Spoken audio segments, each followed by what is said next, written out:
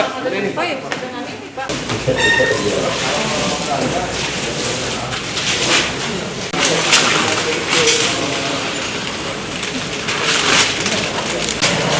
Mau jadi center of excellence memang harus ya.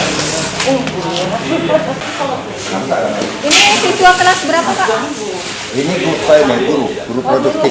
Kan ini kita sudah meninjau melihat unit produksi dari SMK Negeri 2. Ini gimana tanggapan kita, Bu? Kami sangat apresiasi yang setinggi-tingginya buat SMK 2 yang telah kami lihat bahwa mereka sangat fokus dengan pendidikan di sekolah menengah kejuruan ini. Kita lihat dari produksi dari hasil karya.